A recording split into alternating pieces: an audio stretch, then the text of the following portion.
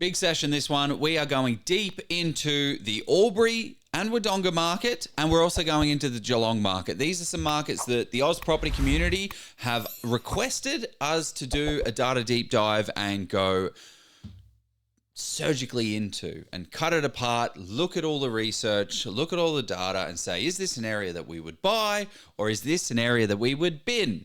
And it was super interesting. There's a lot of different pockets that have value. There's a lot of areas that don't have value. Hey everyone, my name is Joe Tucker. Together with Jeff Miles, we created the Oz property investor community. These are the people that ask the questions. There's 83,000 members in that group. You guys should join it if you're not a part of it, because there's some really good conversations. We just had our live event, our first ever live event. There was over 200 people at the event. It was a paid event, and really interesting to see so many different opinions about what area is of value and what areas suck. So it was really cool to have that live event. We will try and set up another one. So if you're interested in that, throw it in the comments, because Jeff is like, yeah, let's not do that again. And I'm like, let's go. Let's do it again. Anyway, this session goes deep into Albury, Wodonga, Geelong. We've got the beautiful Jeff Miles. He is of Step Up Loans, and it's just the two of us today. I'm from Property Principles and also the Level Up Property course together with Jeff Miles. And I don't want to pump this thing up, because I don't think I want any people to go and buy in these areas, because we don't need, you don't need the competition. Not saying that I am buying there. They are region choices from the community, but you're going to enjoy this session. There's a lot of data. Let's dive in.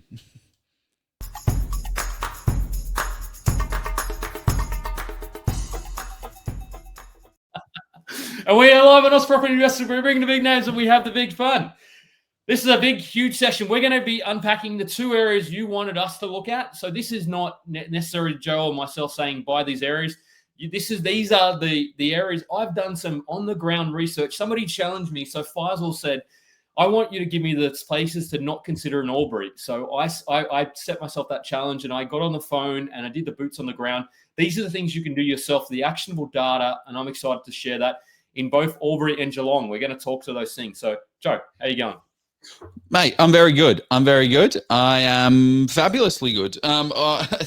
Next to perfect. I recently heard a saying, so I'm one of those. Next to perfect, next door to perfect. But I'm pumped for this one, because I want to make it clear that I am not saying, neither is Jeff, that we are buying there or should buy there or you should be buying there. These were audience suggestions, and we want to explore and kind of see what opportunities are out there for both Geelong and Albury.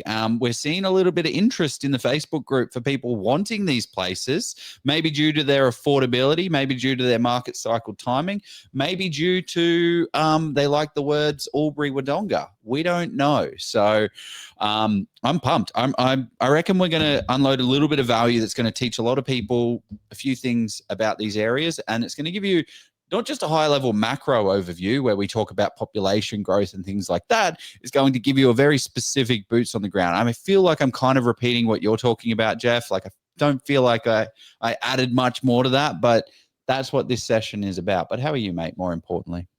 Yeah, good. It's really good that spring is up and spring is sprung, and the 1st of October is impending. So I'm seeing a little bit more sort of interest around those grounds. Just sort of, yeah, there is definitely a little bit of FOMO. People are just, but also the end of the year. So there's those things that are ticking away in the background. So that's where I'm excited, because people often say, well, what is the data? Because do your own research, understand the data. And we've done a few sessions on it, but I think it's been a little bit. So we're data deep dive and giving you those tools to be able to go out there and nail it yourself if you want to. Based on, it's going to be epic as well. So you dropped some suburbs in Albury, and also we're not going to be talking to Wodonga, Joe. I mean, I could talk to Wodonga. We did a bit of unpacking of that last night, actually. I think you and I are a little bit more well-versed in Wodonga as opposed, I think. So, yeah, let us know where in Albury. I've got a couple preloaded, but if you want to, and also Geelong as well. But Joe, for those of you who don't know who we are, and how good was Sunday was a fantastic live session. Mate, look at this. Look at this. We had over 200 property investors at the live event. 70, but yeah. Well, yeah, maybe. I don't know. I didn't count them all. The seats were there. But an epic session, mate. I really took a lot away from it. I was so nice to meet so many friendly people and so many knowledgeable people. What was your kind of key takeaway? What was your favorite part of that thing? The The live event, networking after, for sure. the Networking, beers after. definitely. Yeah, it was for me. That was where the organic conversations really started flowing. And yes, it happened a little bit in networking there. And look, it was fun to learn a little bit presenting, but also be put on the spot by Jeremy. It was always fun to have that happen where you're like, no, I don't want to talk about that. And he's like, yeah, okay, we'll talk about that. I'm like, we're going there then. Cool. That was fun. I liked it. Q&A was great. Everybody was firing all cylinders. There was energy. But for those of you who don't know. My favorite part, sorry, just before you jump into that, my favorite part was like, because we have 83,000 people in this group. And obviously it was a paid event. So we got a lot of people that kind of invested in themselves, and it was super interesting. My favorite part, I was on stage and I said, everyone stand up. Okay, sit down if you've earned $100,000 through property. And people sat down. 200, 300, 400, 500. And in mentally, I went to my head, I'm like, okay, cool. I'll get to $1 million of capital growth and of equity that people have done. And there'll be 2 or 3 people standing. By the time I got to $1 million, there were 30 to 40 people still standing. I still have earned $1 million over of equity in property. And it blew my mind. It really made me realize the kind of quality of people, well, not quality, that's not the right word to use, but the experience people had. And that's what we were kind of mingling with. And yeah, that's the value of these events and the beers afterwards. You just get to soak up the value. We had, like, there was someone there that bought 8 properties in 12 months by just going hard. So these things are possible, but only if you surround yourself with people that have done it. And so you can ask them, how the hell did you do it? And yeah, anyway. Steve wants to go to Melbourne. I want to go to Brisbane, so we'll see. Anyway, so Joe, for those who don't know, Joe's an accomplished professional, 15 years sales experience. If you haven't seen him before, 15 plus years now, I think, actually. More now, yeah. Research and negotiation with property and prop tech as well, or legal tech. Active property investor with your multi-million-dollar portfolio. You have that passion for real estate. And you co-founded Australia's largest property investment communities. And you and the team are now helping others build that portfolio with over, I think it's 130 or is it $150 million worth of deals with principals. 130 or 150? What one? It's a lot of deals. Yeah, too many deals. Too many deals. And the blueprint that is powering Level Up Property. So we talked about a little bit at the session as well. So, Joe, it gets better every time. It gets shorter too.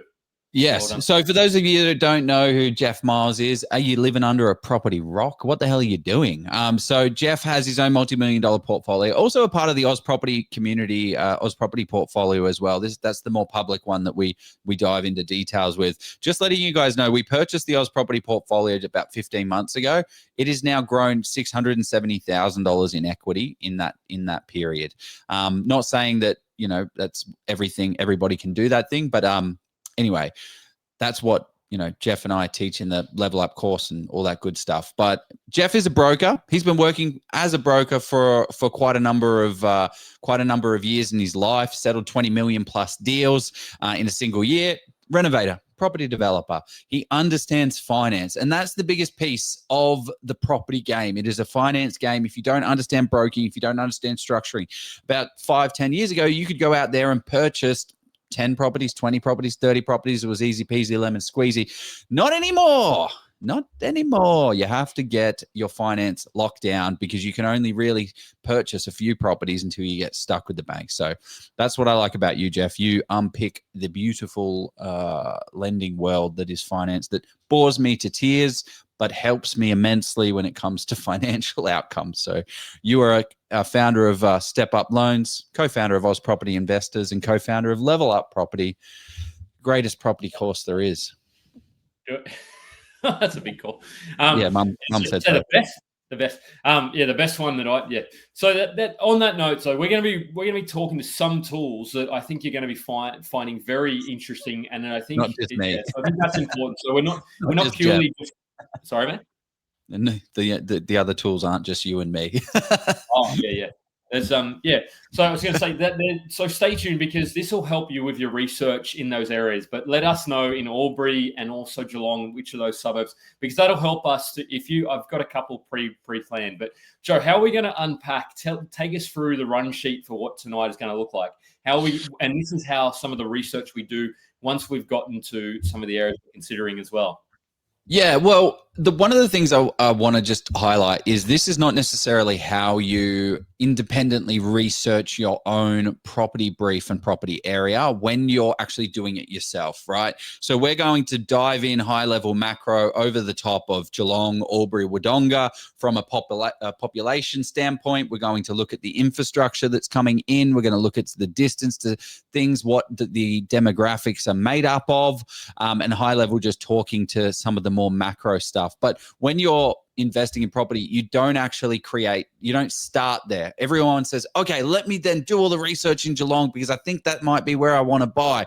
And then all of a sudden you're like, oh, actually, I don't know if that's the place for me. Oh, great. I'll do my research on Frankston, and then I'll do all my research on Truganina. And like they do all this research, but they don't actually craft their brief. So your brief is really what paints the picture of where you're going to buy. And then it gets cut down by the suburbs based on the data and the research. And then you find your few suburbs, and then that's when you can do your macro high level on the region. So this is not necessarily how you go out there and buy in these areas. And then really it's just going to be a free-flowing conversation around macro and then data, and then boots on the ground and some tools that may help you to get out there and research them. I think you're going to get a lot of value out of this one. I hope you will. Yeah, if you aren't, message and saying, I'm getting no value from this.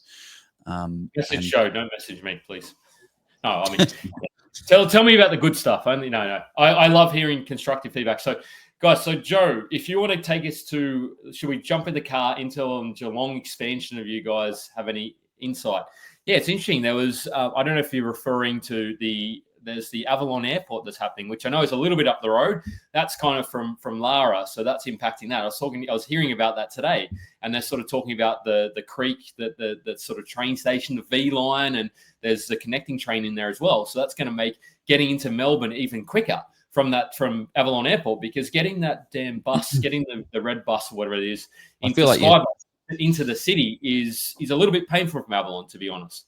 So Sophie was saying in 40 to 45 minutes, so get the V lane from Avalon into the city now. So I'm like, that's potentially game changing for some, and opening up Geelong even a little bit more. Not that there's good and bad points about Geelong and as with any area. So Joe, that's the interesting thing about the other airport is getting absolutely hammered, right? Tullamarine is getting absolutely smashed. Okay, anyway, this is the session that we're talking about today. We're just gonna we haven't gone too crazy with the this is a drone shot we ordered today, Joe. Well done. Look at that. Yeah, copy and pasted from wherever that is. So that is the drone. So anyone, Albury, Wodonga, we all have a bit of an idea where that is. It's regional New South Wales, but it's also regional Queensland. It's one of these weird places. Victoria, Joe. Definitely not Queensland. Definitely not Queensland. Apologies. So don't do that to Queenslanders, mate. Bloody hell. Poor Queenslanders. They're already hard enough for you. I love you, Queensland, but yes. Yeah. It is it's would be considered a regional investment location, right? It is not in a city. It is not close to a city. It is a similar distance from Melbourne and Canberra, 350 kilometers, one up north, one down southeast, and then Sydney, 620 kilometers. So what it is straddling the main river here. The Murray River. Yeah, spot on. Murray River. Population of, I've done these backwards. Population of around about 103 right now. This is just from 2021. And the population forecast is going to ideally be 120,000 and 60% owner occupiers to buyers. So it's a little pretty bit high. Probably a little bit high for me, isn't it? Like it's, it's on the cusp of where I would say that there's getting a lot of investors sort of happening. You're not going to like what's coming up to Geelong then. But 60% owned. 60% owned to buying. Yeah. 60%. Versus tenants or renters. Correct. Yeah. So, according to my stats, Joe, it's the 20th biggest city in Australia at the moment. So you're bigger than Launceston, Rockhampton, Bunbury, Bundaberg, Hervey Bay, Wagga Wagga, Shepparton, Mildura. So if you look at those stats, even Port Macquarie, I mean, so it's actually, I'd say it's a reasonably sized town. It's only 20, 30,000 under Darwin. So yeah, and Townsville's sort of up there as well. But that's cities. Yeah, I actually wanted to bring that. I wanted to bring that stat up. So let me just find it while you do population. I'll send you the. Oh, you have it? Yeah. I should just share it. Oh, yeah, you got it. Here we go. Yeah. I think this is important. You go. Here we go. Well, one of the things that I really love about this list is that it makes you realize that, yes, Australia is a big country. But if you, like, my goal here is to remove as much off my plate so that I don't have to, waste time researching stuff that's irrelevant. So if you have a look here, so if you've got like a cutoff of 20,000 population, not saying that's a good or a bad thing, all of a sudden you've got 69 locations to research. Maybe you want to have, it needs to have a population of 100,000 plus. Okay, cool. So Albury Wodonga ticks that box. It's got 101,000. And then there's only 20 other regional centres that have that over 100,000 people, which I think is just kind of crazy, isn't it? Like, there's only 20 places. There's Bendigo, Ballarat, Darwin, Toowoomba, Cairns, Townsville, Hobart, Geelong, Wollongong, Central Coast, Sunshine Coast, Canberra, Newcastle, Gold Coast, Adelaide, Perth, Sydney, Melbourne, and Brisbane. That's it from a city aspect. So it makes me feel a little bit confident when it comes to like, okay, great. Well, where in the cycle do I think these places are? And then where is the opportunity? Now, that's only if you're looking at population, and population growth alone doesn't mean there's going to be capital growth. So I think that's one important thing to look at. Renters to owners is at 60%. One of the things that we like to see here, I'm not going to do the present mode, is healthcare and social assistance is quite big. They're having a big hospital upgrade of $558 million that's going to help drive the economy there. But also, one of the things to mention for Albury Wodonga is that it is a central train inland rail setup. So it connects Sydney and Melbourne via rail. So it is having upgrades to that, but it also is quite a lot of traffic from that goes through it. So that is one of the things I think is quite interesting is the train line. So you just be careful of, there's a train line running through it and you don't really want to be too close. You don't really want to be, for instance, there's the train line that goes through there. It's a bit close by the looks of it. And yeah. So Albury is on the northern banks of the river, is based in New South Wales. Wodonga is on the other side of the river, based in Victoria. Now, the funny thing is this actually really affects, it doesn't it's not a fundamental shift because the most important thing is the capital growth, but it does change the state that you're buying, which means that it changes the amount of stamp duty that you pay, and it changes the land tax layout, the way that you pay land tax, the land tax thresholds, and different situations. So I can't give you any advice on that because I'm not an accountant. However, also the property management side of things as well, like your tenants. So I spoke to somebody on the ground today in Albury, Lisa at Stain Nichols, and she was saying that, because I said, it must be fun trying to manage those properties in Victoria, because over here in New South Wales, minimum standards isn't as much of a thing. But yeah, in Victoria, it's heavily policed and she's like, yes, I definitely prefer New South Wales, at least from a property manager's perspective. So not saying that they're better or not, they're just two sides of a similar coin. It's just but yeah, that's one thing that you to keep in mind is if you're in Albury, yes, you've got different rental tenancy versus over in Victoria, different ones again. But go on, Joe. Yeah. Well, just other macro things, like it's got good employment as well. We've got healthcare. It's also got the ATO, everyone's favorite people, the principal collection agency for the ATO. So they've got over 1,000 people employing there. They've got Bunnings as well, I see. Bunnings, they got there's even blue scopes down there as well. So I was literally looking on the map, and I was like, the reason I noticed that because being an Illawarra boy at the moment, blue scope is not going so well at the moment. But anyway, blue scope is down there in Albury, and she said, it's a very diversified sort of industry, like Harris Farm and what areas to be wary of in Albury Wodonga. Jane has asked. I'm going to talk about Albury. We do know a little bit about Wodonga. I'm going to focus on that, Joe. If you want to talk to Wodonga, we do know a couple of areas in Wodonga, not to be a little bit. Well, I mean, there's not many suburbs in Wodonga, so there's Wodonga and West Wodonga. There's not as many suburbs to talk about. But what else? There was another point that I wanted to make. Unemployment. Unemployment in Albury Wodonga has dropped from 4.5 to 3.9, which is fantastic. And then there's Bendina over here, so there's a lot less suburbs. So this is actually sorry. Oh, am I sharing my page?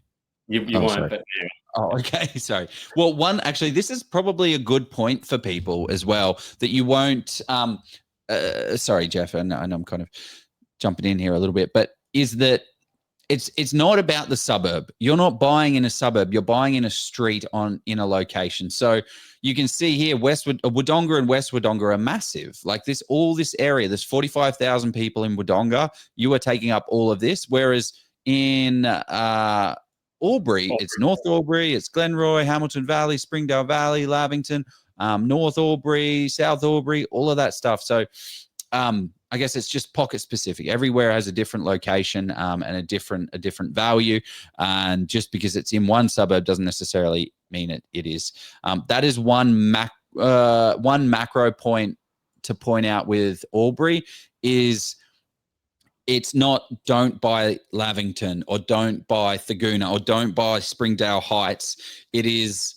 It's very pocket of don't buy in this pocket of this suburb, don't buy in this pocket of this suburb. So if you're looking at the data for one suburb, I would just also factor in the surrounding suburbs as well, because it'll kind of accumulate, amalgamate together. But what drives property values? Well, what drives property values or what drives people to property is job opportunities, because they're going to get a better salary, or affordability, because they're going to get a cheaper property. So these are some of the reasons why Albury and Wodonga are starting to become quite interesting. I mean, Jeff, we're going to talk to the data side of things at some point in time. But yep. Albury Wodonga 2021 had a bit of a go, and that's one of the things that you'll realize differently with what we'll talk about with Geelong, that Albury had a good steer, and then it's kind of dropped off, and it's starting to now get a little bit more interesting, led by Albury as opposed to Wodonga. Yeah. So you've gone boots on the ground, though. You've called multiple agents. I think that the info, like Jeff, you've got some solid. I'm going to shut up. Give me the goods.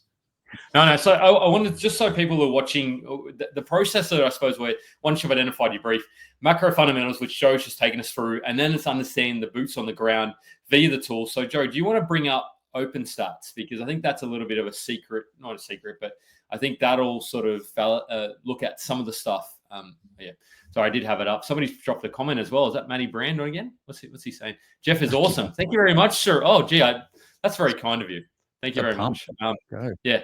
So yeah, OpenStats, and then we go into have that conversation, the real boots on the ground with the property managers.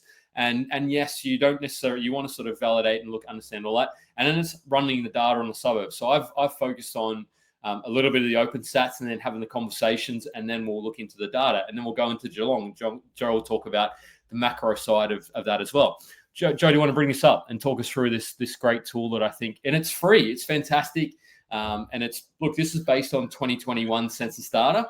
And that's the thing when I'm having these conversations, the way I break it up is I get the property managers to say, okay, where do I need to be cautious of?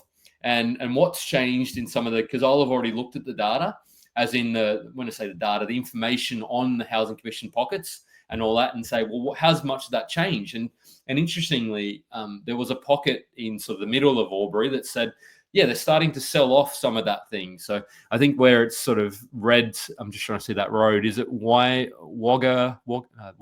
This is Going again? that's the Hume Highway, and then Uh, there's the yeah. Wagga Road. Yeah, Wagga Road. So see around that sort of there. She was saying that some of that is and Lisa's saying some of that's starting to be sold off. So and that's happened in the last couple of years. So What's these being are sold off? The housing commission. So see, that's quite red. Yeah. So the housing commission's 15%. The renter to owner occupier is 20% renters, which is actually not too bad. 15% public housing. So yeah, interesting. And this is the sort of information that you're not, because this is now data that's 4 to 5 years out of date. So this is where it's absolutely vital. You have to ring up and have those conversations and say, and generally in Albury, it hadn't changed that much, she said. So it does take time for housing commission to be sold up. So if you want to take us to I'm just trying to look at my map as well. If you go to West Albury first, because that's kind of where I started off, and there was a pocket. I've got some spicy pocket. Yeah, that was 51%. Yeah, that's and that's validating. She was saying Pemberton. I'm just reading here. So if we look, it's a bit rougher in pockets over there. Be mindful of Pemberton near the aged care. So that's something that was mentioned, and not to the aged care is right there, I think, to on the right hand side of Pemberton, and that's exactly marrying up. So these are things we want to hear. We're validating the information and conversations that we've already had, and we sort of go in there with no preconceived ideas. But if you look at the prices. Yeah, exactly. This is where it gets a little bit interesting. So we're going to go down this little. Okay, so where are the nice areas in this pocket? We will say, like, from a data perspective, we've got 0% public housing. So let's see what the prices are around here. $555 for a 4 and 2, $640 for a 4 and 3, $630 for a 3, $625 for a 3 and 1. Jesus. On a main 740. 740, yeah, right near the hospital. 610. Okay, so this is the more nicer pockets, just from a data perspective on the housing commission. Then we look here: 4-bed, 1-bath, 500,000, 500,000, 430,000, 425,000, 550,000. 555. So you have some, and that's what she did say. It is sort of littered in amongst. So, Jesus, yeah, $1 million. That looks like that's a mansion, I think. So that would have been out of the housing commission pocket, Joe. So it's literally kind of to the right of Jacaranda. She said that exactly. So to the right 50%. Of Jacaranda is where there's that big concentration of pockets. So these are the sort of things that you want to look at it initially and then say, okay, great. And then it marries up with the sales you're seeing. So West Albury generally, yes, is quite nice. And then there's that pocket within there. So if you're looking purely at West Albury and it looks great in terms, do you want to look at the data for West Albury now and see what it's saying on HTAG? Oh, yeah. Sorry. Okay. And then, because I suspect the days on market, I haven't looked at this actually, so I should have looked at it. If we look at, so if we scroll down, the things we like to look at, you might need to zoom in a little bit, Joe, just a little bit small. Yep. So scroll up. I want to see how much growth we've seen over the last 5 to 10 years. Okay. Yeah. So you can sort of see there hasn't seen a whole bunch of growth in the last 3 to 5 years. It's seen a little bit. Over 7 years, a little bit more. In 10 years, what has it seen? About 70%, has it, roughly? 75%. Yeah, so for me, it's almost starting to maybe look a little bit interesting, but you need to look more than just the typical price, of course. So if we go down, and we won't do this for every suburb, but I just decided we're going to do this for West Albury. And yeah, that's URSAT is 4. So interestingly, that's sort of suggesting that the socioeconomic disadvantage status is not that low in that area. But I imagine if you looked only at that right of the Jacaranda, you'd say that there'd be a pocket within that there. Rent to their own looks okay as well. So it's So this is 50%, and then everything else is 0, 0, 0, 0. So it's funny because this whole area is fantastic from a data perspective, and this area just drags it down. So you go here and buy based on this area, and you're like, oh my gosh, this is a 4. These people can afford to push up the prices you buy in here, and then you've just undone yourself because, like, what I find most interesting is just the numbers that I was talking. 6. Oh, that's a 555 on a main road. 6, 6, 6, 7, 640, 630, and then boom, 5, 5, 5, 5, 4, 4, 4. It's so crazy how one little pocket is a difference. So this is why knowing your pockets is different, and then do your research, get this up, and then not only that, hey, I reckon this little pocket up north of Pembleton, in between, that's a bit rough, isn't it? Yeah, I wouldn't necessarily buy there. It will be hard to get a rental. So it's great to do this. So sorry, going back to the data, Jeff. Yeah, go again and against affordability. I suspect it'll be quite affordable. You're sort of looking at under. Yeah, so if you need to be a little bit cautious of which, and that's really, and it didn't even decline. The affordability didn't decrease that much during COVID, because you didn't see such a, like, you're looking somewhere in Perth, like it went from 15 years in Rockingham, for example, up to around that sort of 40 to 45 years. So that's sort of told me that, yes, West Albury in particular did see a good amount of growth. But if we go down and look at some of the demand sort of stuff, so days on market 52, that's an interesting number. Inventory is quite very low inventory. So yes, days on market is trending up. Which is an interesting one, because I would sort of say, well, you just got to kind of have a look around and sort of hear what's going on the ground, because that's trended up a little bit. But if you look at the shorter term, it's kind of flattening out a touch. Well, yeah, so, last month, this is why you don't just look at one data metric, 52 days. And then last month was 29, last month was 37. And then this was 89 days on market. So I would also be cautious as well, is that it's how many sales are happening in the past 3 months. That data is going to be based on 2, 4, 6, 8, 10, 12 sales. So when it comes to data, we want to buy based on statistical reliability and confidence based on that. So if we're basing our data off of those 12 sales, you've got to take the data with a grain of salt and be very cautious of making a decision and ruling a place in or ruling a place out based on that. Because you look at this, and the fewer the sales there are, the more this stuff is going to jump around. From a days on market, from a values perspective, from a typical value as well, from a median value. Like, where are we at here? Look, this is, that's sales. Hasn't really jumped around. Sales, it's not enough to make it. And what's the vacancy rate? So I'd say it's probably the indicative growth sort of cycle. That's it. In 2021, we had 7% growth, 10% growth, then started to tail off for another 8% growth. 2023, 4. We're now at 2. So that's actually a great point. 1.72% capital growth in the past 12 months. It's like now bounce, and now what? Okay, so now it's got 1.41 for the 12 months. Okay, what's the last quarter looking like? Are we bouncing? Are we going up? And it's now starting to trend up. Maybe that's a good thing. Maybe that's a bad thing. Indicative yields, whereas the yield's sitting up, because this is very important as well from a buyer's perspective. So if you're like talking about Geelong, like let's just kind of jump into the Geelong just from a yield perspective. The yield is not 4.37%. Go down to vacancy rates as well, Joe. I reckon it'd be about 1.5% probably. Okay. Just at a guess. Whoa. It's a lot higher than that. This is but that's only, again, the data's not, it's 8 vacancies, and then it's, it's just not enough. It's jumping around. So what's the number at the moment though? Because it's kind of just telling you. It's telling you that there is 1.5% vacancy, so 1.5 vacancy rate. I like this question from Elijah. He said, any concerns with the last 5 and 10 year growth already being relatively high? It's crazy you're saying that that's relatively high. If you compared it to, let's compare it to somewhere like a Perth or somewhere like that for 5-year growth, that's actually relatively low.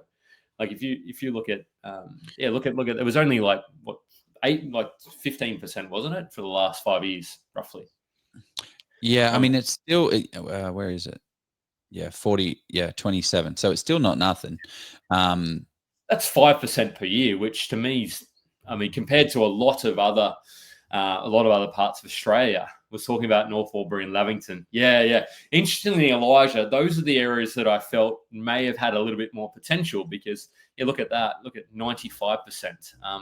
But West Albury doesn't seem to have a lot of interest from investors, particularly just based on purely looking at this. This is my assertion. But if you look at affordability in Rockingham, for example, we're just contrasting this quickly. And then I reckon it's a check Coolangatta. Oh yeah, don't worry about Coolangatta. Yeah, 45%. That's what I was sort of talking to. Like right now, it's not Coolangatta. Yeah, we do like Coolangatta. Same thing. Well, yeah. we did like Coolangatta. We told you guys to buy Coolangatta. No, we didn't tell you to. If you listened and if you read between the lines and bought in Coolangatta and listened to us, you would have made over $100,000. But not anymore. I wouldn't be buying there anymore. But you would have made 130% in the past 5 years, or 72% capital growth. Anyway, back to Albury. Maybe we're saying Albury's a good place to buy. Maybe we're not. No. So I'm not saying types of products is interesting as well. This is a really, like, knowing what sells gives you the ability to kind of see, because sometimes you see these charts, it's like only 3 betters, only 4 betters. It really helps you stick to that. One of the key points that I think that's interesting is, okay, well, we want to factor in supply and demand here. So what building approvals are coming to this market? And again, there is nothing. There are 0 building approvals coming to this market, which means that over the next, like, if people really want to live in West Albury, there's no more houses being built. Yes, there is some green land supply here, but is that actually getting developed? No, it doesn't look like there's any approvals in the pipeline. One concern that you may have is they will eventually clear out this road, clear out all this and turn it to. So that is a risk, and that is a risk with a little bit, but it's also very mountainous around parts. We're surrounded by a river, so yeah, you just need to be cautious of that. Yeah, I'm going to quickly, because I'm mindful we're already at nearly 40 minutes. Yeah. I'm going to say East Albury is a similar sort of. There are definitely some pockets in East Albury, and then we'll get up to Lavington as well. But if you have some suburbs that you quickly want us to do analysis on in Albury before we go to Geelong, let us know. Everybody's waiting for us to go to Geelong, Joe. Are they? One other thing, I think, just one of the questions was like, where do I not buy? Where do I avoid? And I'm not saying yes or no, but there is a section of road called G Block. And it's called G Block because it starts with every street has a G in front of it. And a G, G Block is kind of like that prison term. Like, it's that funny, like, how they say A Block and G Block and B Block. Not saying that is a place not to buy, not saying that is a place to buy, but you will find very, very affordable houses in there. And a bit of let's see what the social economics of that little pocket are. There you go. What a guess. We have 17.9%. So that doesn't sound like that. Well, it's high. I mean, it's higher than I would like. We wouldn't buy there. And the thing that concerns me a little bit more is the renter to owner. If you look at it's only 22%. Oh yeah, but then public housing, owner occupied versus either renter or not. Yeah, not owned at least. So you're talking below 60% owner occupied. Gotcha. So, yeah. The other interesting thing, and I thought some people were mentioning Glenorrey, which if you go across to Glenroy, sorry, not Glenorrey, probably in Tassie, you go over there. So interestingly, they sort of said, because I thought that was so up towards the top was where the property manager. So be mindful around Captain Cook Drive is what she was sort of saying. So if you look at Captain Cook Drive, which is, I think that's probably that really highlighted red patch there, isn't it? Probably. There is. That's 43%, and these percentages do like that's substantial, right? Like one in, like, if it's 50%, that's 1 in 2 properties is housing commission. 1 in 2 properties is funded government housing for people that can't afford to live in a house and afford a house to rent or own. So it's not, just be careful. Be careful. Please be careful. Before we finish off and go over to Geelong, let's have a look more at Lavington, because that's where I think a lot of, and that's where Elijah said, okay, look, what are our thoughts on that? So Lavington does have a bit of a stigma, as you said, with G Block. So just be a little bit mindful of that. But again, sorry, just another point. Again, we're not like, if in this area, just be careful painting an area with one brush, right? It's not one of these, like there are some suburbs like Coolongup and like where you can say, oh yeah, no, Lavington is the suburb entirely. No, there's pockets within pockets. I mean, there's pockets within pockets everywhere, but I feel like Albury is one of these areas that is pockets within pockets. Not saying to buy there or not. Most suburbs are, Joe. I don't know if any suburbs that don't have that. I mean, even Mossman, I'm sure. So somebody's talking about North Geelong. Yeah, everybody wants to go there, so we'll go there. Let's do H-tag for What are we Lavington. doing with? Oh, okay. Yeah. Let's look at the data because that's what I'm really interested in. And then, so if we go, yes, that's what Elijah was talking about. Oh, Lavington. No, haven't got there yet. Here we go. Okay, so interestingly, yes, it's a little bit more expensive. So URSAD, typical price, yes. So this is exactly what he's talking about. So are we concerned that it has seen a lot of growth? And to some extent, yes, you need to be a little bit mindful that it has grown. You then sort of want to understand what your brief is. If you're looking for shorter term, maybe there's still some opportunity there.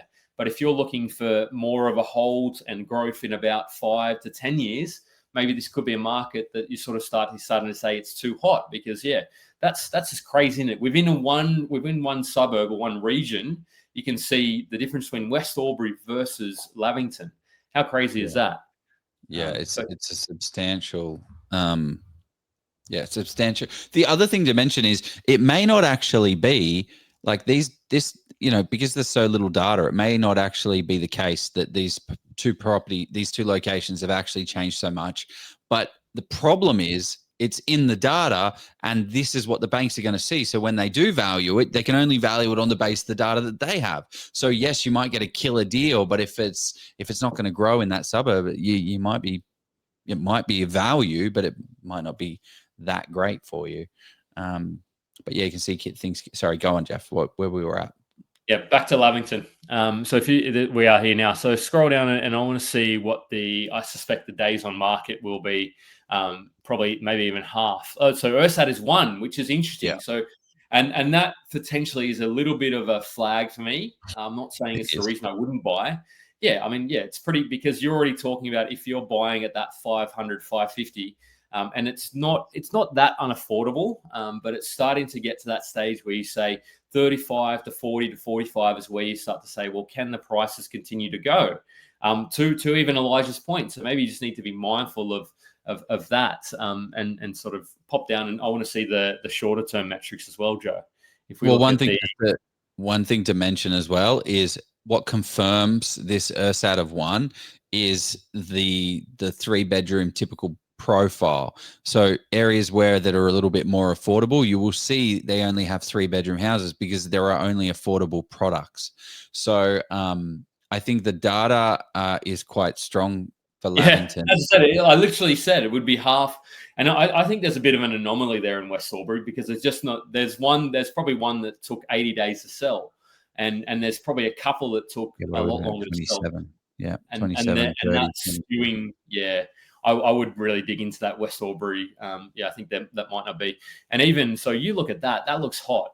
This looks pretty hot in Lavington at the moment. Maybe not a hot spot, but at least a warm spot, I would say. Vacancy rates sort of increasing as well, which tells me that investors are really getting in there at the moment. Which I'd be a little bit cautious of Lavington at the moment.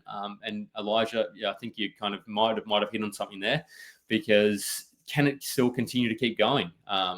Is it affordable? Do people want to live? So maybe in some pockets, but I'd just be a little bit cautious of this area and what you're paying. Future supply. This is what I find interesting, right? And this is where I think the opportunity for Lavington, if someone was to potentially buy there, one of the things that you'll notice about this area is that the blocks are a little bit bigger. So I haven't done the numbers on subdivisions and developments particularly, but I think you will in this area. I don't. Like a long-term, beautiful set and forget property, I think you may not be in the best place. I think you may be overpaying. But if you get a nice little set and forget property that is not too beautiful, that has some land value, that has some subdivision potential, that's typically, I think that's where you'll start to see some real value in Lavington. But it will take some time for that to gentrify and make that shift. But it's interesting to see. my thoughts coming kind of true with the 30 approvals, because this is not a large land. This is like, you know, it's got 30 approvals. It's a big pocket, but it's, oh no, actually it does include that. It does include this pocket up here, but where are those approvals? Probably over here. Okay, well, maybe it's got not as much infill as I expected, but interesting nonetheless. Okay. Well, there we go. That was our little trip up to Albury, because for me, I learnt a little bit. I mean, I know a lot more about Geelong, so that's maybe why I was sort of diving into that a lot more. But yeah, Albury is an interesting spot because, yeah, pockets have seen considerable growth, as a lot of areas have, whereas Geelong just hasn't quite seen that, given it's maybe in Victoria, and Victoria's been a bit on the nose. But Joe, give us the macro overview of Geelong? What's happening there? Yeah, beautiful. Well, before we do that, let's jump into our first sponsor.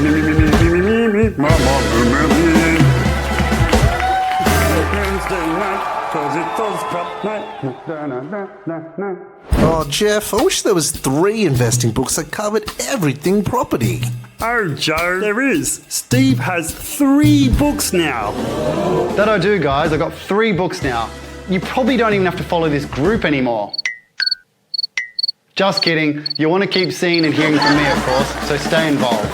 But in all seriousness, if you want to get the full picture of investing, residential, commercial, and development, these 3 books have you covered for the fundamentals. For OzProp members, here's the best part. I'm giving these books to you for free. Just cover the postage and I'll send them right to your door. Go to policyproperty.com or click the link below and get your copies today. You can also get all my spreadsheets, checklists, and resources free on my website. Happy reading, gang. Happy reading indeed. So what I was going to say is, if you have any questions, even just in general, it doesn't have to be about either Geelong or Albury. Let us know, even if it's about portfolio or property, anything about property investing. Yeah, that's probably the best thing to ask us about. I don't know too much. I know a few things about everything else. So Geelong, macro, what are we looking like? Or let's go back to this little list of cities that we have in this beautiful little island that we call Australia. One of the things that you'll notice, we have Melbourne, Sydney, Brisbane, Perth, Adelaide. One of the things that you will notice is that Melbourne is the highest. Wait, what? Melbourne's the highest populated area? Huh. That's yeah. It's been that way for a little. Yeah, because it's the way they classify the metropolitan area. So they've captured more in Melbourne, because Melbourne bloody just goes for they've got paddocks everywhere. So surely Melbourne's more expensive than Sydney, right? Sydney is king, mate. Is Melbourne more expensive than Brisbane though? Surely Melbourne will be more expensive. I mean, I think there's a bit of a It depends on whether it's more expensive than Adelaide. It's pretty interesting. Like, you look at prices. What did I say at the outset of this? What drives people to an area is jobs and affordability. So it's very interesting. This is one of the things. Now, the funny things, when we talk about macro, I actually did a very similar slide 4 years ago when we were talking about when it was another people's choice.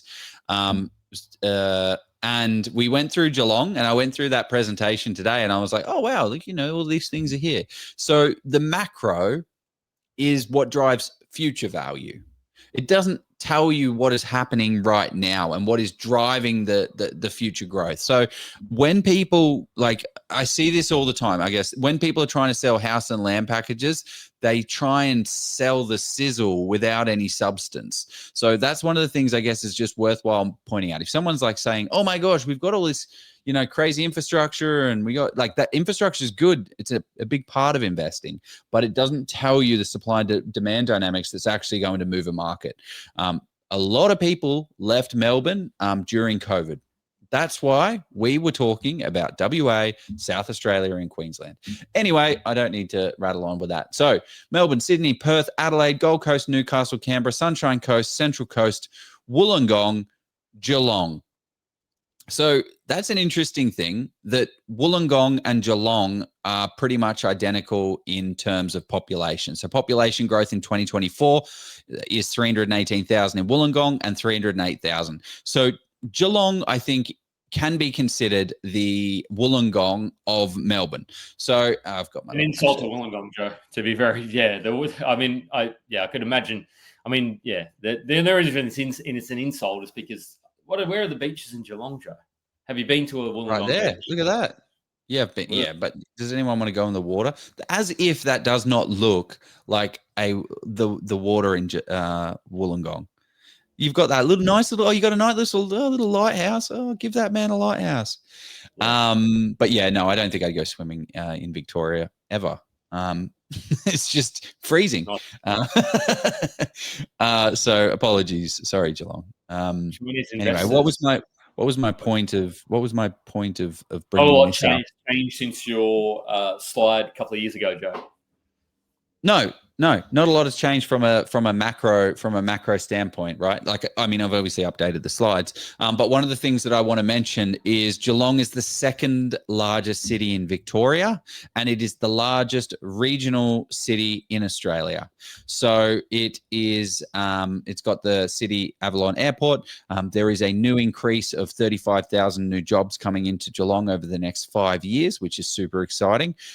There is a 30% increase in healthcare and retail, and a 30% increase in construction. So 270,000 population in 2021, 364,000, and then a very ambitious, I don't want to get the number wrong, so I just want to double check what year they're bringing that in, but they're going to make 500,000. They're going to have 500,000 people by, I believe it's 2041, which is a substantial amount of people. Where else has 500,000 people? Queanbeyan in Canberra. So they want to be the next Canberra in by 2041. Yes, that's a lot of people. Okay, going back. So let's talk about from a regional, like from a location perspective. One of the good things that we really like, I really like, I don't know about you if you like it, Jeff, is the distance to the, I've got the bloody slide here. Got the slide here. Distance to the CBD, 75 kilometers to the CBD, about an hour 15, about hour 15 by car. But one thing to mention is access to the city is important, but the government's decided that it's not that important. The government, so what don't we like about Geelong? The government got rid of the $2 billion fast train to Geelong to the Melbourne CBD. They said no more. They said it's not going to work. We don't want it. We can't do it no longer. So that's something pretty interesting. So that is something that we don't like about Geelong. Geographically, one of the things we do like, I like, is that it's hemmed in by the M1. So when you start to look at it, Geelong itself, the city centre is here. Right, the Geelong City. This is the beautiful little waterfront that we just saw that picture of, and then we've got Geelong West. We then have Manifold Heights, Hamlin Heights, Bell Park, Bell Post Hill. Then it starts to go into Norlane. Then it starts to go into Corio. But this area is all hemmed in by this M1. So from a supply constraint side of things, you're going to see some interesting things happen. So one of the things you'll see is that there's going to be a lot of land supply going out in here eventually. So that 500,000 people have to go somewhere.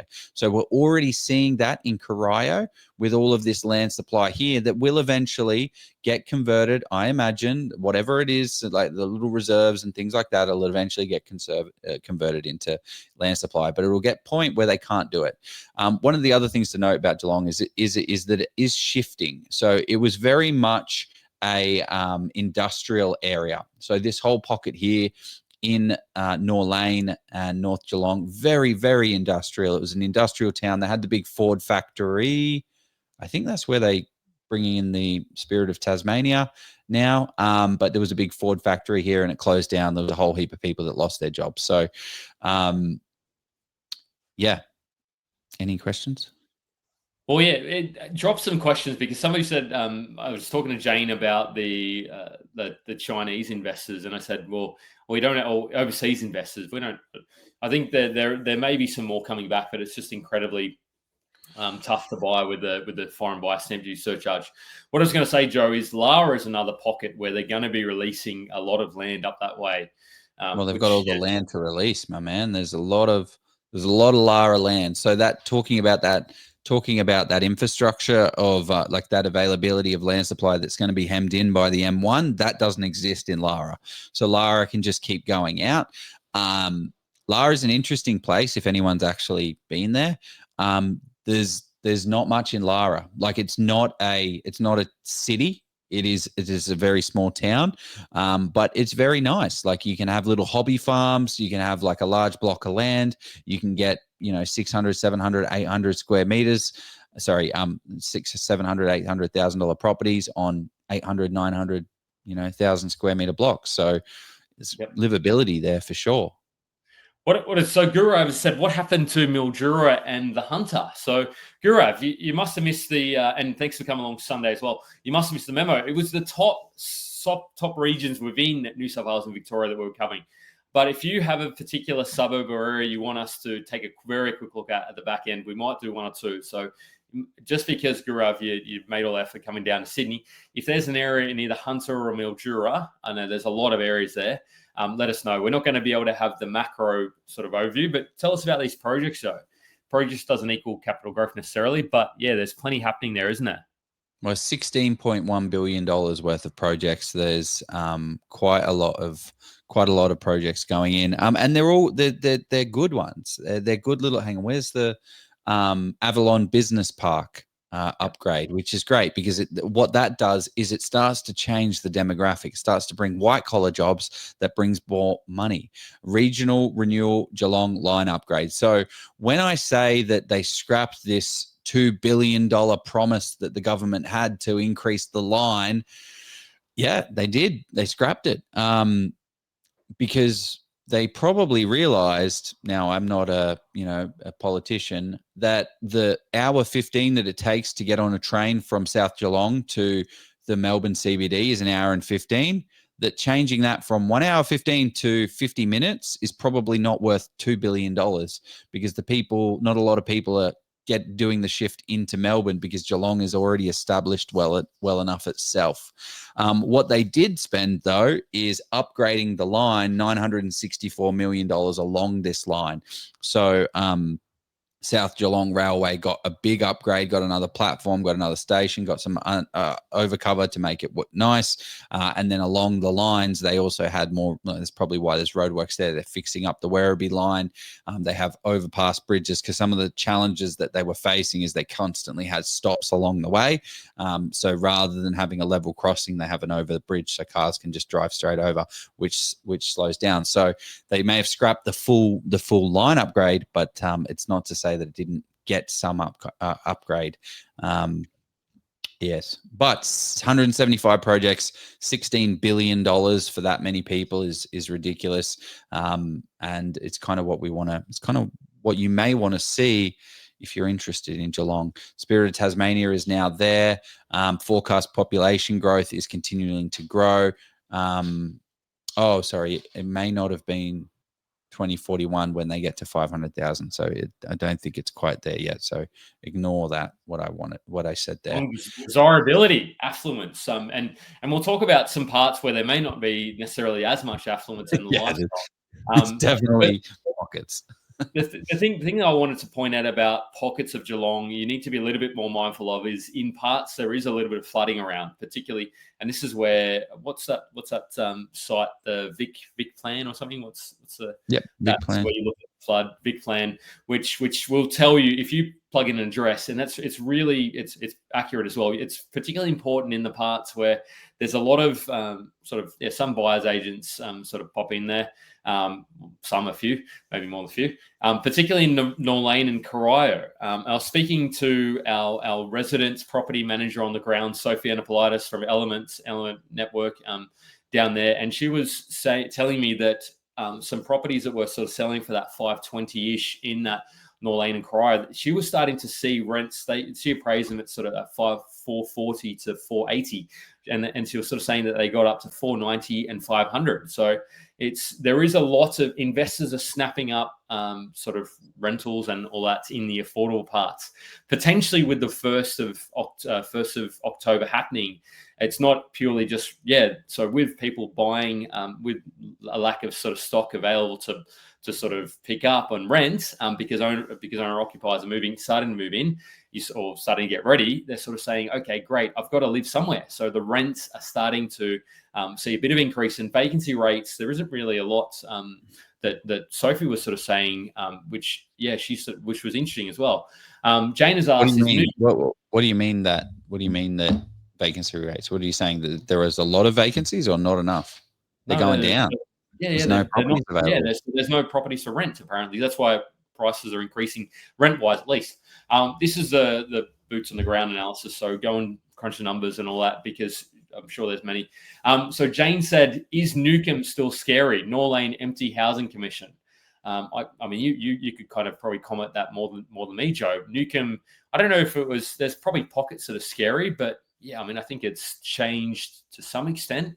But I think, okay, well, let's just go back to Jeff, what we're talking about, the open stats. I think the Whittington is a little bit more of a scarier proposition than the Newcomb, but there's definitely scarier pockets in Newcomb. The interesting thing, I think, that as well with the data, like when you do boots on the ground research, and this is one of the things we talk about is interesting one. Yeah, Armstrong Creek's a lot of land supply there. But what my research looks like is not the same as what this research looks like for pockets. Okay, so like you see how this is all green and red and things like that. There's actually pockets within this green area that you still don't want to be buying in. So it's that extra level of calling and chatting and going there to find out. Because what happens is an orange area can go green and a green area can go red. Because when you're moving something in, if you're moving good quality, high quality people in, it means you're moving lower quality people out. I guess if we're going to, that's not the right way to, socially disadvantaged show is the right, because good. Yeah, that's why they call it the OSAD. Okay. Yeah. Okay. Well, that is, yeah. Okay. Yeah. It's a way to insult people without insulting them. It's nice. Oh, no. I mean, socially disadvantaged. It's better than, yeah.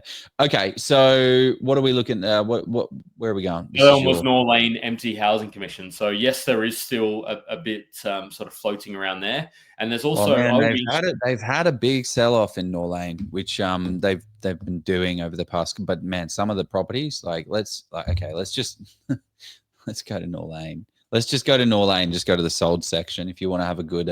There's a guy that has rentals of Melbourne, and this is our property here. Have you seen that kid? No. Is that the guy who does around the burbs? Yeah, around the burbs, and it's hilarious because he just goes through these crazy, trashed properties.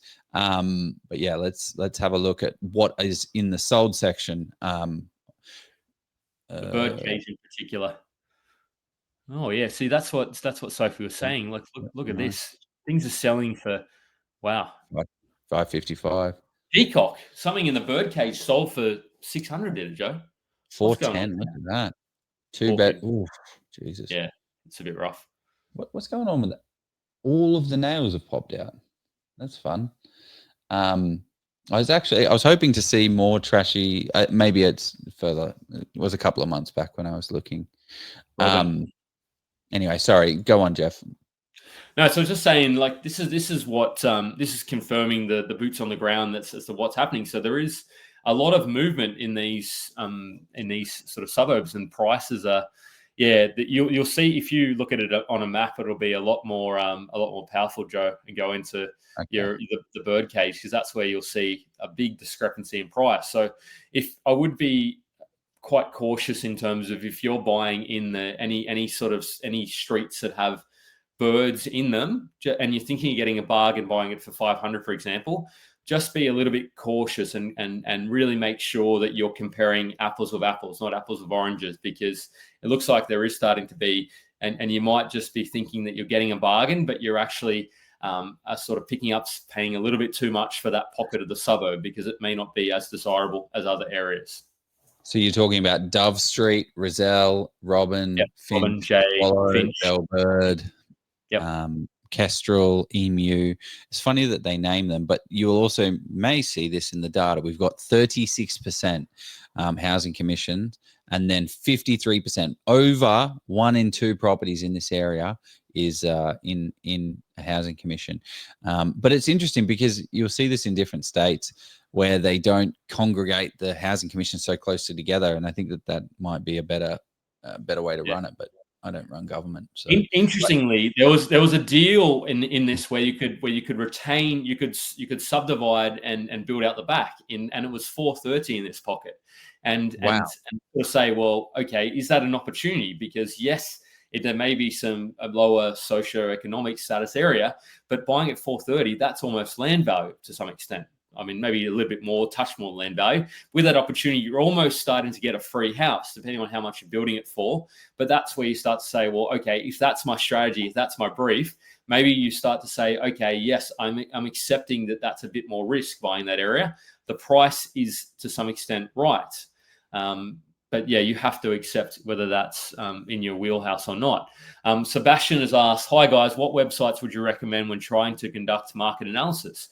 We're using all these sort of tools now, Sebastian. It's OpenStats for the boots on the ground to some extent. As Joe said, you need to go beyond that. You need to ask the property manager who is an area expert, or not an area expert, but they are, but they're an expert in renters and challenges of rents as well. So they'll tell you where the pockets are that you within certain streets as well. So street by street, you want to understand what's going on.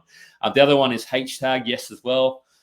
We're just doing flying through realestate.com now as well, but they're probably the core ones for data analysis at least. What do you say to that one, Joe? Anything else that I missed? Yeah, we'll use our coupon discount code for H-tag. What's the code? And then you save like 20%, is it? Do we give people 20% to use H-tag, or is it 30%, 25%? Oh, no, it says 20%. Yeah. Interesting. I mean, talking about development, I'm looking at these 2 blocks next. Both of these sold next door to each other, like at the same time, 8th of July, 21st of June. So maybe someone purchases up, is going to look to do a development. Just going back to the development side of things, just because a place can be subdivided and developed doesn't mean it should, because you've got to factor in the construction side of things as well. So I actually own a property. One of my first purchase, the reason I'm very interested in this particular road of Princess Highway is I stupidly bought on a main road. Because it was the first purchase, I didn't know any better. But still, I paid $280, and by the looks of things, it's going to be worth over $500,000. So that's great. But I can subdivide that, split it off, no dramas. But the problem is, by the time I build a house for $450,000, $450,000, the area is not grown enough for it to actually make sense. So you've got to factor in the end sale value of the asset that you've got in the area that you've got as well. So don't, just because it can be subdivided doesn't mean it should. So this is where I bet you see it all the time, Jeff, where people go heavy with development and they just haven't run the numbers on the feasibility side of things. Not saying that it won't make sense at some point. It's exactly why I own a subdividable lot house, but it's just, it will be valuable, but don't go in there. There would have been maybe a window of opportunity there during just at the start of COVID, if you'd have sort of timed it well. But I suppose your life circumstances would have needed to, where you could have probably built for about 250, maybe 300, and now that property would be worth 400, 450. So you sort of, but even then you're like, okay. Very educational. Thanks. You're welcome, Paul. He's a big supporter of us. So, Joe, what some areas that drop in some questions because we'll wrap it up soon. But run through some of the areas you want. But while we're getting to those, you want to look at Belmont, because I know Belmont's a little bit more expensive, but that's one that, because I asked Sophie, and yes, Sophie's a property manager, but she is also an investor. So if you pop into hashtag, I want to see what the data looks like for Belmont. I think, yes, it's a little bit more expensive because I said, Sophie, could you give me some of the areas that investors are maybe neglecting? And yes, your buy price is a lot higher. So we're not saying, yeah, actually, no, it's not that expensive, is it? I thought it would be more because it's right next door to Highton. The thing that is going to be the challenge for people is the yield. So you may not necessarily be able to hold. Yeah, what was she saying the yield was? Oh, yeah, we didn't even talk about the yield in, like, we're talking about Newcomb. And so the yield is 3.8. So that's one of the differences between Albury and Albury Wodonga is it's like a 4.2 to 4 point, like it's a 4 to 4.5. Geelong is like a 3.5 to a 4. So you got to factor that into your brief. The other thing that I just want to mention, because I was having a chat with someone and they're like, "Oh my gosh, I did not realize this," and we spoke about it at the event. So anyone that was there is just going to hear me repeating it. But just if you're buying in, and this, get your little man up, Jeff. Get your little financial advice. This is not financial advice. You have to run to your accountant. But I would want to hear this. Is that each state has a different land tax threshold. Hands up who thinks Victoria is the worst place for land tax, and the answer is 99% of people think that, right? If you're buying in a trust, typically there's a 1.6. If you're buying in a discretionary trust, not financial advice, there's a 1.6%. So on a $350,000 land value, that is $5,600. So if you're buying in it, so because what's happening, Jeff, what I'm seeing is people are, people are buying 1, 2, 3 properties, and they're like, okay, great. I've got a couple in Victoria. I've got a couple in Queensland. I want to go regional. I want to go regional New South Wales.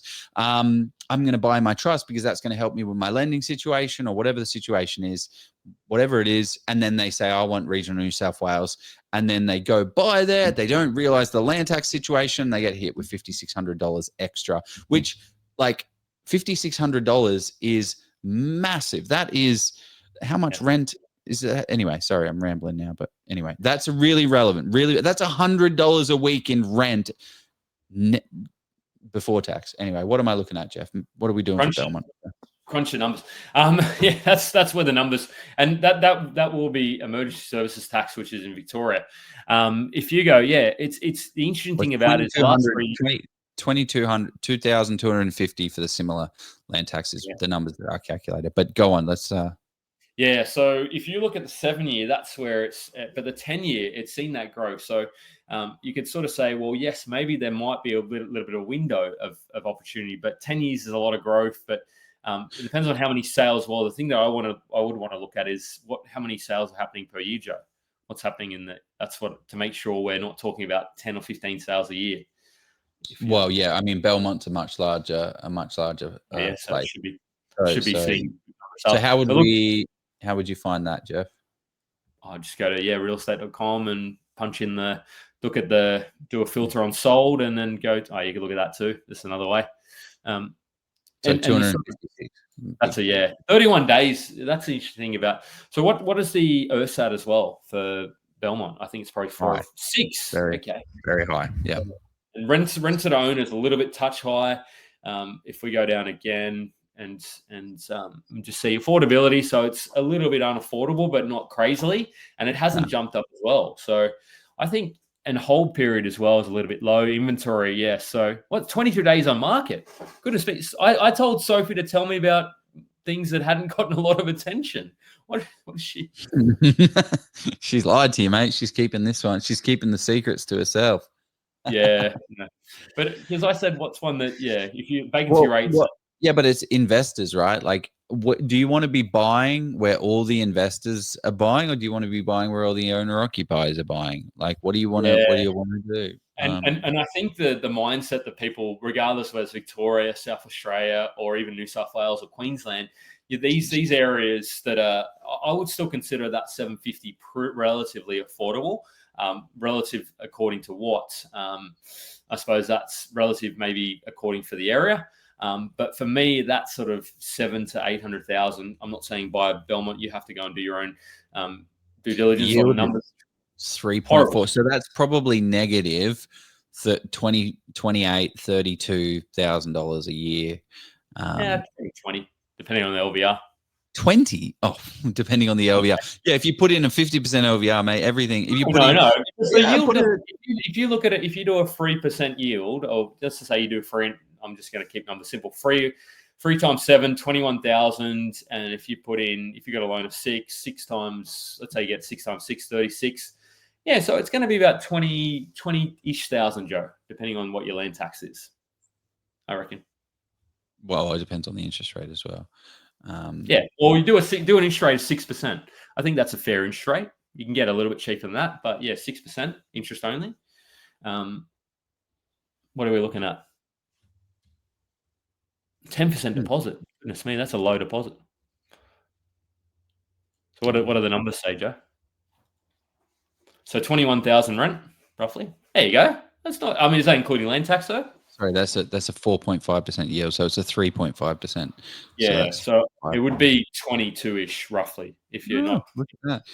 Nicely done. There you go. 1,400. That's with the 20% deposit. So if you're using a 10% deposit, it's getting to that 29. And or if you're using equity, then it goes to 33. You can't even see mine. You can't even. No. That's 0%. So that's another thing that people do, right? They're like, oh my gosh, I'm using a 20% deposit. I'm taking the equity out of one property, and now it's only going to be 24,000. It's like, no. You're taking 20% deposit from another property, which makes the deposit 0%. So you're going to have more debt because you're using that 20% deposit on a debt. So I don't know if that makes sense. I think that makes sense. It does. Another one that she mentioned, which I thought was a little bit interesting, but I have heard this around the traps, is Leopold. So Leopold's a little bit out of town towards Portarlington. So you know where Leopold is, Joe? You probably know where it is. Mm-hmm. Yeah, but throw in some areas because we'll look at Leopold and then we'll go to our ad and then we'll wrap up with some questions and areas. Somebody said Warun Ponds. Well, let's load up some areas before we go into this, and then hit the sponsor and make it happen. Yeah, can we look at this one first? Okay, you're doing the ad. Yeah, let's knock this one out of the way. So then, yeah, if you look, and this is one that, look at that, 3 years negative 11%. I mean, this is a really interesting one. I think it's sort of I would see Leopold as a little bit, you need to look at the days on market as well. Affordability has improved in the area. I don't know, if you look at some of the sales, there would be probably a big difference in price in pockets in Leopold. I could be wrong. Building approvals is a little bit because there is some vacant land out there as well. So for me, this would be one I would have to bookmark and really dive a lot deeper into before considering it. Well, the other thing is like desirability and desirability. Like, do people want to go out so far out of town? Land supply is another factor that needs to be considered in because there's a lot of it. Yeah. So it's not high on my list. The other thing to note, actually, as a Geelong overall, is that there's a lot of wetland in Geelong. And there's a lot of structural issues in Geelong. There's a lot of shit houses. So your pest and building inspection really needs to be thorough and comprehensive because all of this is like all muddy, and I mean, it's not all muddy and marshy, but you can see like this is going to be a flood zone and things like this. But what that moisture does is creates movement, which creates cracking, which creates structural issues. So, you're going to go through, I think if you're going to go through and invest in Geelong, you're going to go through a lot more problems, if that makes sense. You're going to go through a lot more pests and buildings than a typical, like if you're buying in WA in Port Kennedy, where you're buying, year 1990 to 2000 properties. These are all 1970s, 60s, 70s, 80s, 90s. But they had some issues with some of those properties in Warnbro, Joe, by the way. I was talking to some builders over that way when it was buying. But yeah, let's throw the ad, load some questions, load some areas up. Warun Ponds, I don't know too much about it. I'm butchering that name. So anyway, load it up and we'll come back and wrap it up, team. It's been a great session so far. Everywhere you look, someone else is making money in property except for you. Your mate, he just bought a house. It's already gone up $100,000. There's some bloke on Facebook. He's bragging about pulling in a 7% rental yield. Meanwhile, you're stuck scrolling real estate and domain, confused as hell and having no idea about where to start. Or maybe you're that mate that's got $100,000 in equity. You have a few properties under your belt, but you feel stuck. You're unsure about how to scale without over leveraging and not knowing what the next right move is. So why does it feel like everyone else has some kind of secret that you're missing out on? It's because they do. There's a reason some people keep stacking properties while others sit on the sidelines stacking excuses. There's a reason why some investors buy under market value while others pay too much. There's a reason why investors know the hot spots before there's any heat. And there's a reason that some people build $150,000 in passive income while others just spend years thinking about it. And it comes down to knowledge. And that's exactly why Jeff Miles and I, Joe Tucker, created the Level Up Property course to hand you the exact step-by-step process that we've used to buy over $100 million worth of property in today's market. We've built Australia's largest property investment community with over 80,000 members, and we help everyday investors secure hundreds of thousands of dollars in equity, all without wasting years of their life trying to figure it out the hard way. Making an uneducated decision on the biggest purchase in your life is just gambling with your future. Stop it. Get some help. And this isn't just another how to buy property course. Let's be clear though, this course isn't free. What? And neither should it be. This is our life's work. We've spent over 100 hours each on this course alone. Oh, babe. Okay, video number 3. Number 4 with million does... Fuck. Done. We've got decades of experience, millions of dollars in deals distilled into a repeatable process that you can take away for yourself. If you're looking for free advice, there's plenty of noise out there. You can go and find that if you'd like. But if you want real,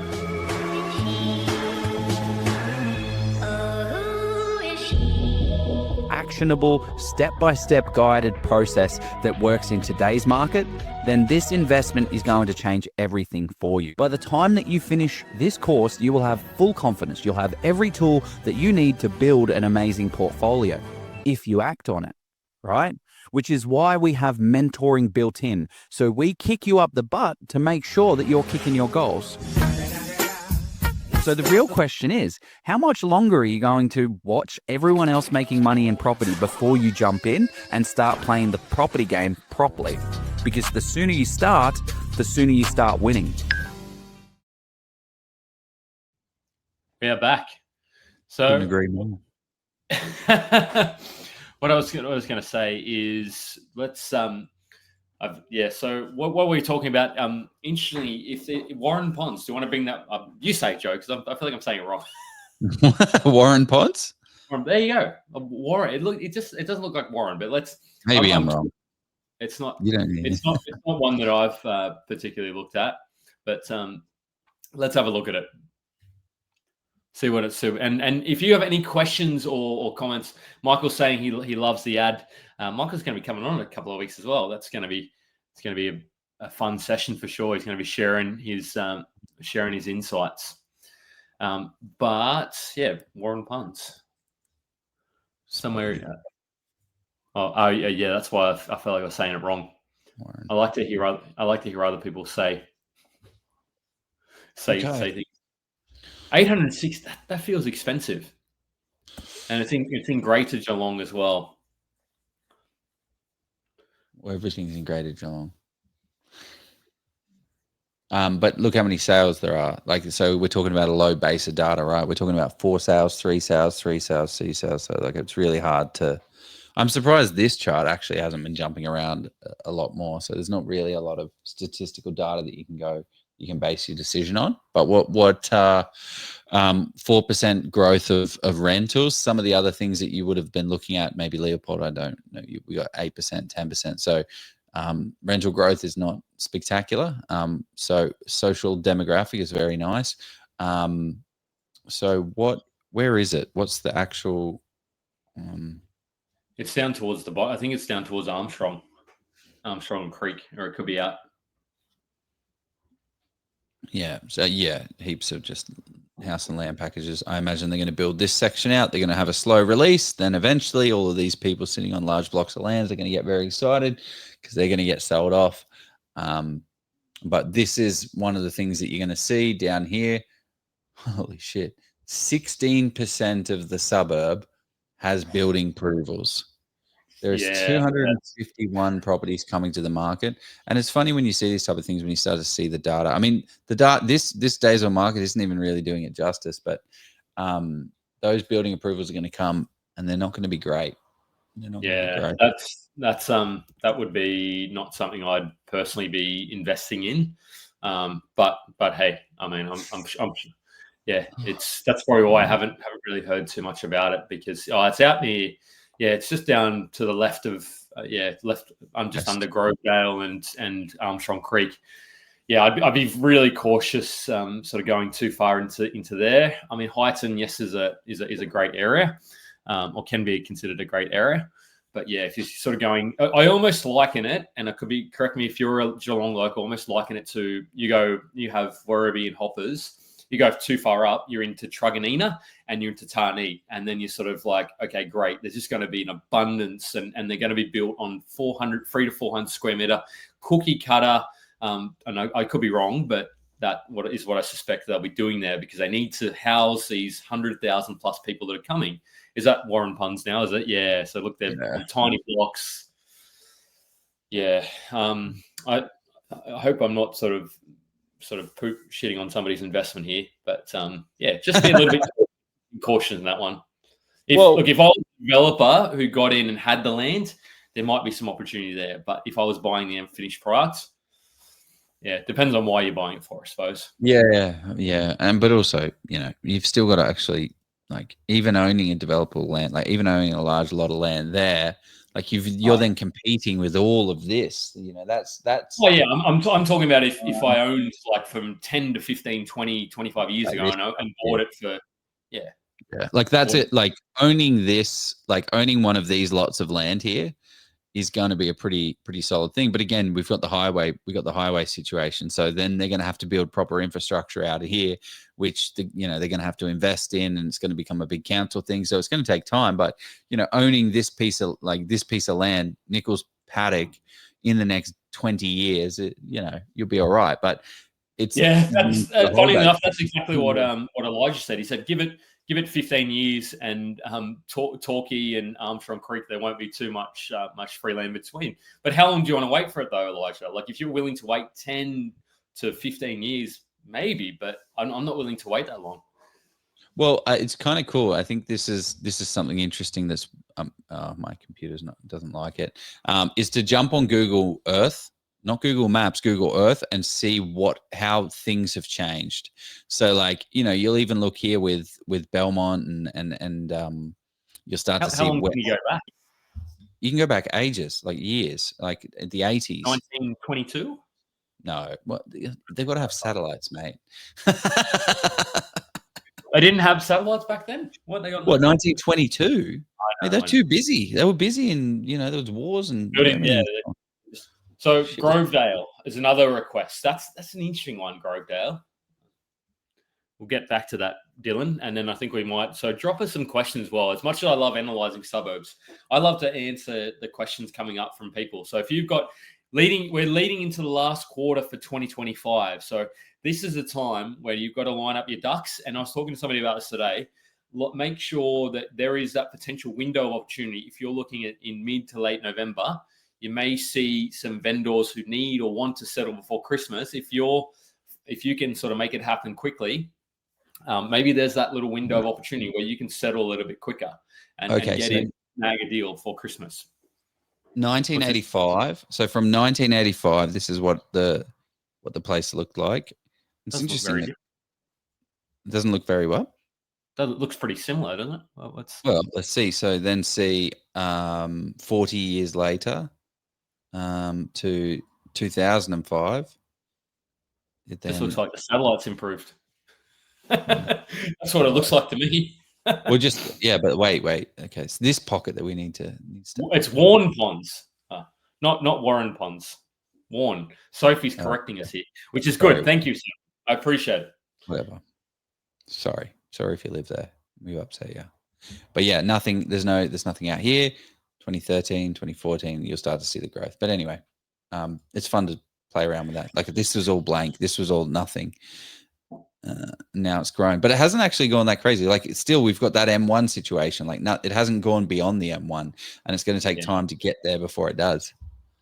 I think what will happen is there is starting to be a bit more built out there, but yeah. Oh, Lara is actually probably a better illustration of this point. 1995. It's crazy. Look at that. So they and then if you look at Armstrong Creek as well, let's go to Armstrong Creek after this, and then we'll go to Grovedale. Sorry for people. This is literally the definition of watching grass grow or watching properties grow. Wait, where's down the just underneath Grovedale. It's already empty. Oh wait, we're in 2000. Well, they were in 2011, but literally just grass. 1985, there was nothing but land out there. And then 2008, you got a little bit cut up. 2014. Okay, now 2014, we're starting to do some stuff, and then let's go 2025. What's happened? Yeah, there you go. Wow. So a lot.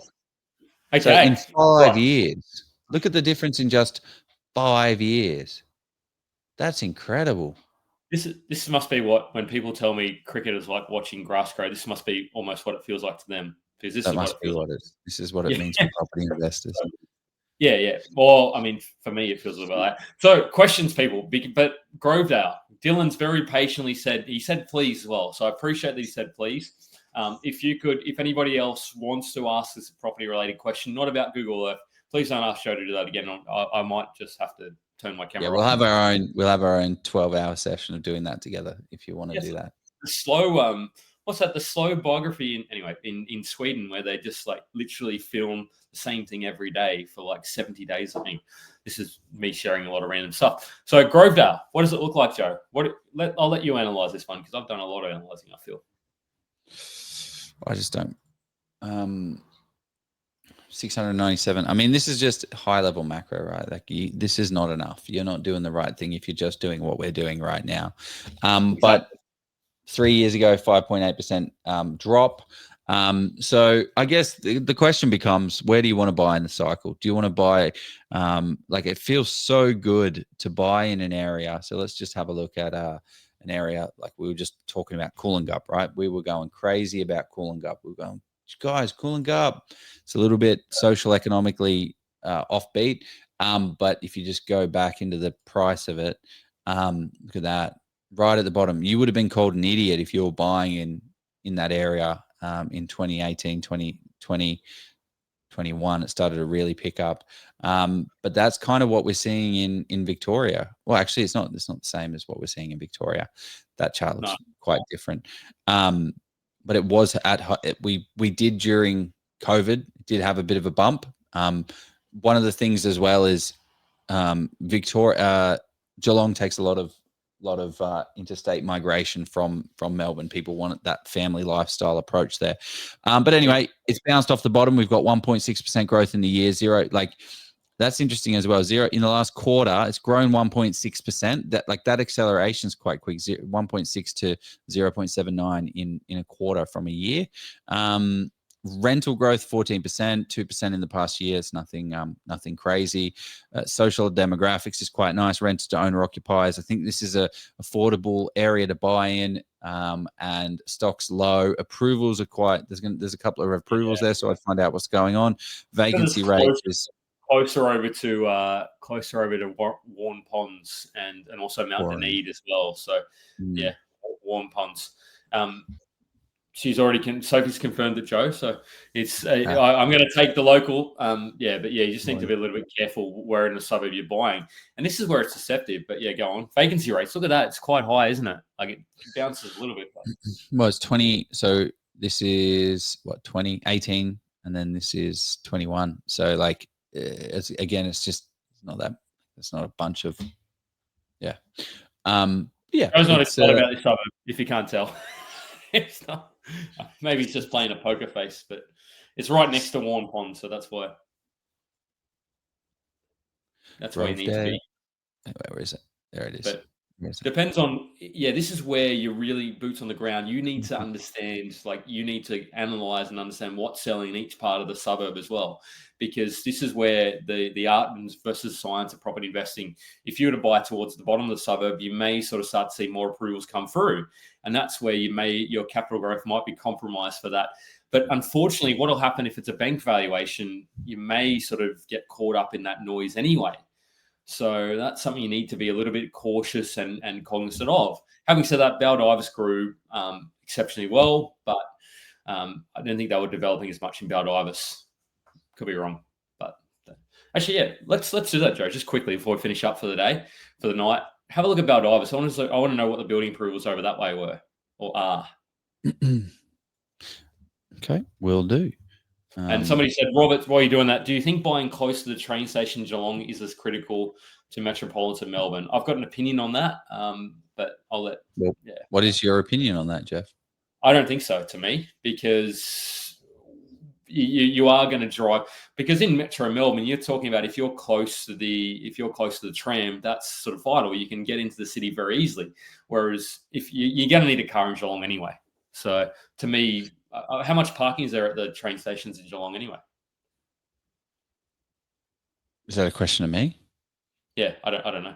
I think going back to what we were talking about before, like, do people actually, like, do a bunch of people go into into the city? Yes, they do.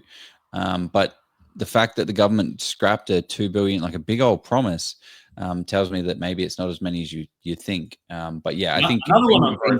Goodness me! Oh my false Lord. economy. But yeah, let's have a look at 10 years ago, for 20 years ago for Baldivis. Just a couple of things over there, and now 2015. And it's just I think I know what I'm buying Joe for Christmas. I'm going to get him a subscription to Google Earth.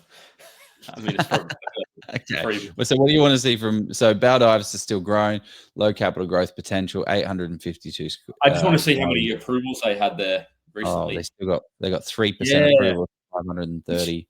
Which is just interesting though, because we sort of talk about, yes, this is a lot of supply, but there's so many approvals. But as that's sort of come in a little bit recently, hasn't it? So land supply, so vacancy rates off the charts. Yeah. So.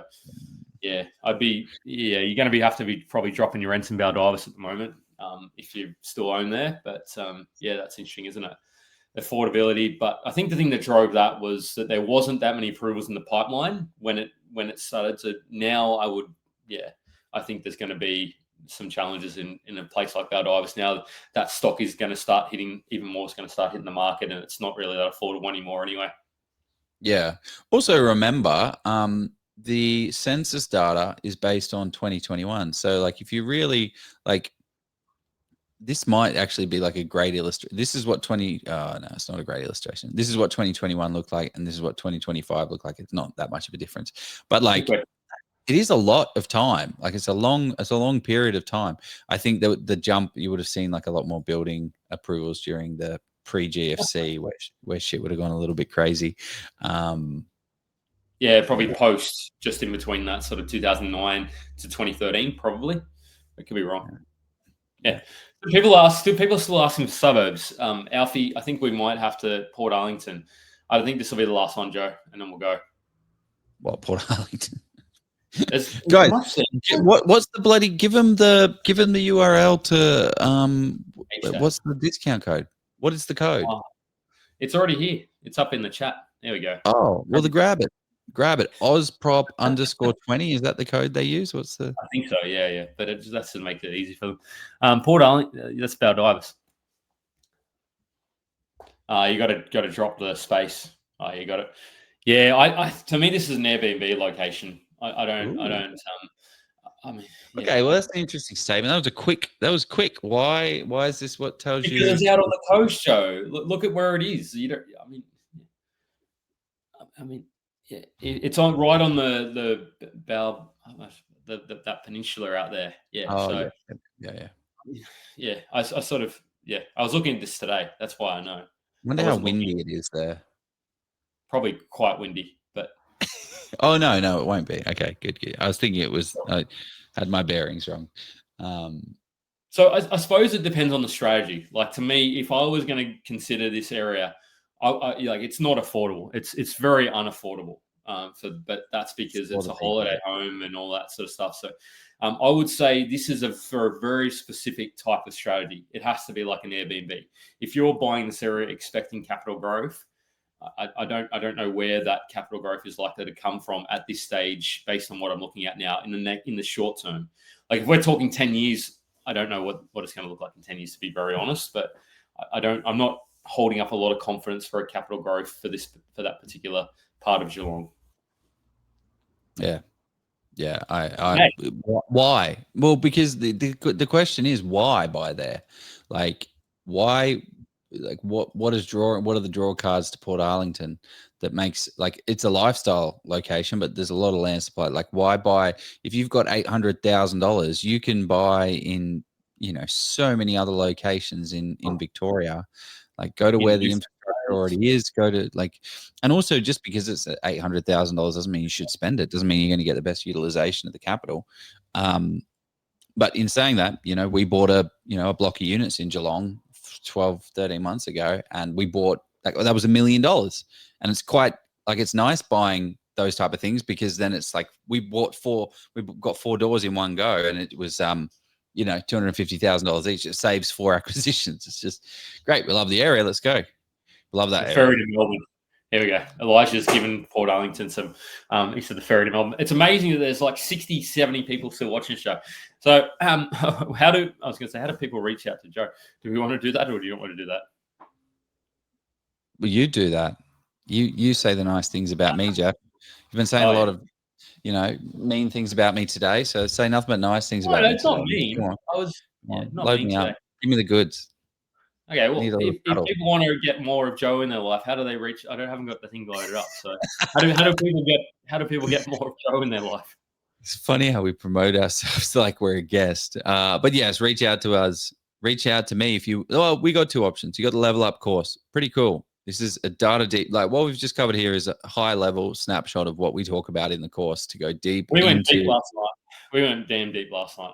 Well, we went into not just high level macro stuff like this, but more of the micro. And then also we did a data deep dive into comparables and how to compare different suburbs. But not just that, you've got to factor in, you've got to project out the sales price as well to come it up. But anyway, yeah, if you want that, go to Level Up Property. Silly not to use a course. Or if you want it done for you, more service where I buy you the property, then do the property principles, the buyer's agency. That's what we do all day, is buy investment grade properties. But Jeff, how do we get more Jeff in our life?